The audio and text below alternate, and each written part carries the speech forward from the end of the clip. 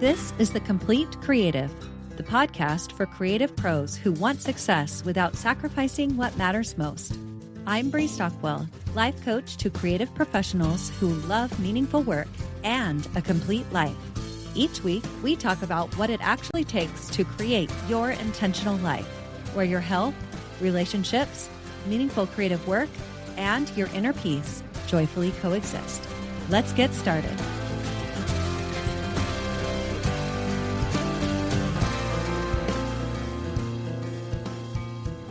Hey, y'all. Welcome back to the podcast. I wanted to start by giving a quick life update. We have sold our house.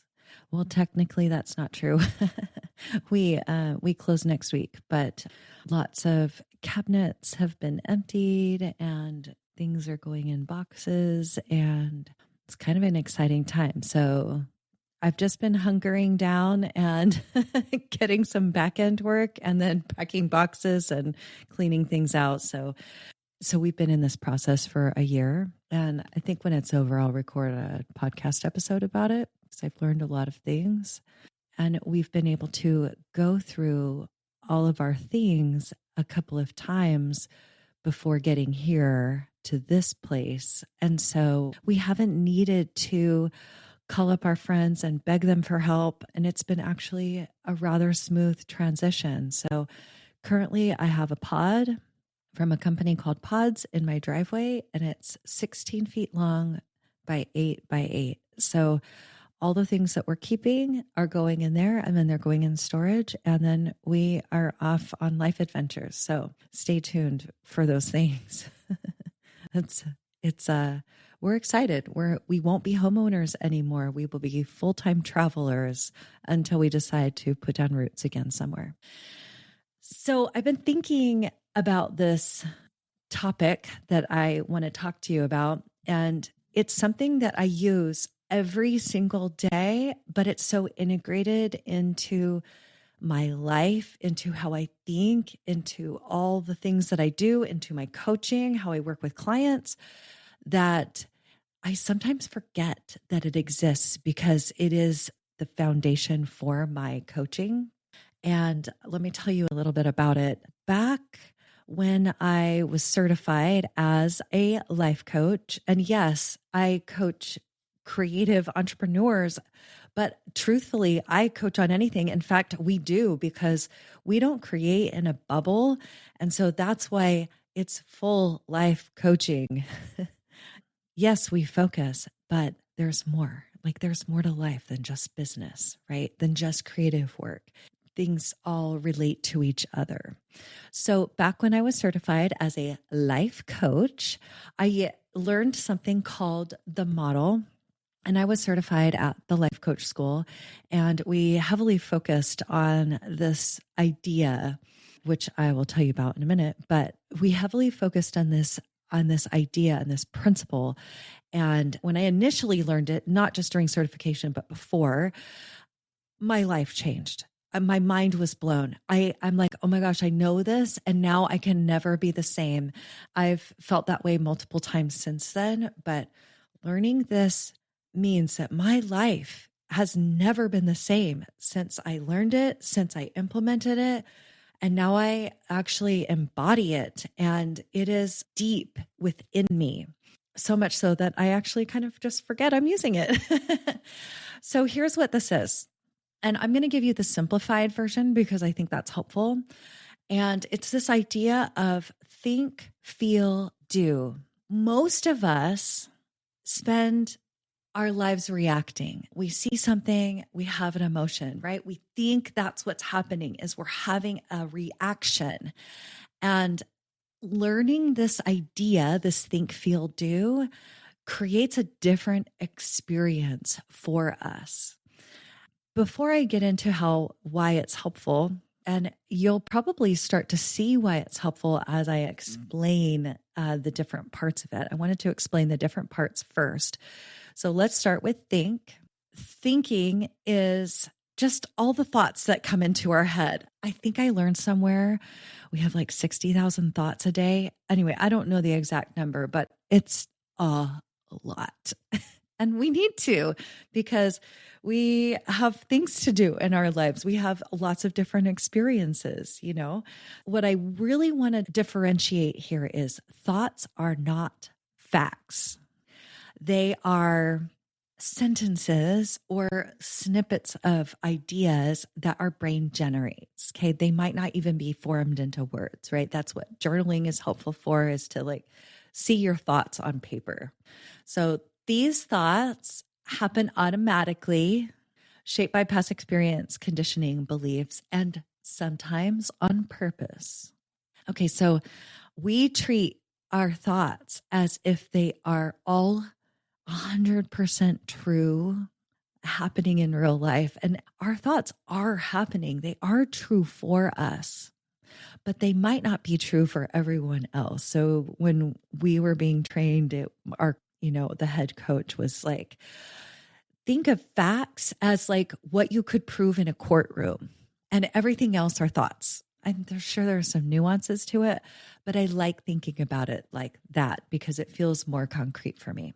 I'm going to slowly go through the model part, like this principle for you. Our thinking creates our emotions, how we feel.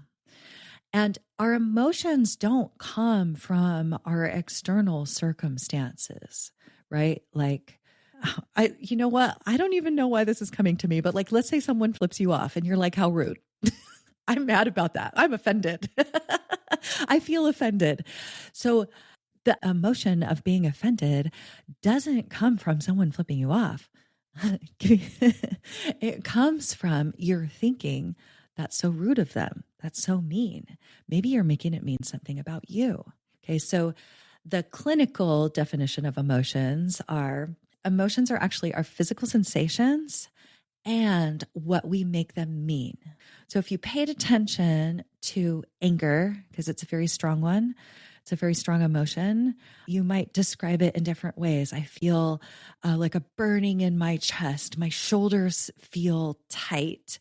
All of my muscles are activated. I'm like doing the motions right now. Okay. And what we make those sensations mean is that I'm angry. And I know this is getting a little granular, but it's super helpful to understand what's happening for us when we are having an emotion. And a lot of times we actually can't describe an emotion because we're feeling it so hard. And a lot of emotions like fear or anger turn off our intellectual part of our brain, and we become like cave people. And it's like fight or flight, right? I mean, fear is huge, fight or flight. And there's more to that too, but you understand the basics, which is our emotions are super powerful. And that's why understanding where they come from matters so much. So what happens when we're experiencing an emotion? What happens is there's some sort of action or reaction, and actions flow from how we feel. And I'm always going to point us back to never what's happening around us, never the circumstance of being flipped off. I have no idea why I picked that one. Our actions never come from someone flipping us off, but it's coming from the feeling offended, being angry. It could be mixed emotions, but every emotion comes from something that we're thinking. Okay. So the actions that could come next after someone flips you off, you see them, you think, how rude, I am offended, I feel offended, right? You feel the emotion of offense, and then you might flip them back off. It might be so fast, you might not be cognizant that all of this is happening. You might flip them back off. I mean, we see this. You might freeze. You might not know what to do. There might not be any big physical actions, but you might have the next part might be a lot of internal dialogue. You might want to punch them. You might punch them, right? It all depends on maybe what you're thinking your relationship is with somebody. Your actions look like things you do, things you don't do, and the thoughts going through your head. The key is here, our external circumstances, when someone flips us off, are almost never the direct cause of our actions. And we've heard this before, like, you made me do this. That is not true. And I have to apologize to all of my children because when they were growing up, I was like, so and so hurt your feelings, right? And I taught them that somebody else could hurt their feelings, and that is not true. And when I learned this, so while this matters, this think, feel, do, it's not it's not circumstances do or circumstances feel. It's see the outside circumstance, think something, feel something, do something. Okay. And all of that culminates in the result of your total experience.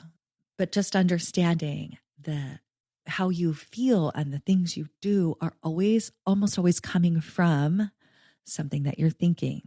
So when my kids were little, I taught them, I really did teach them that someone else could hurt their feelings, right? Someone said this and now you feel sad. And when I learned this principle that I have the power over my own emotions when someone says something to me, I have so much power. And it's such a powerful way of being in the world when you understand where your emotions come from, why you are doing the things you are doing. It is super powerful. And this matters.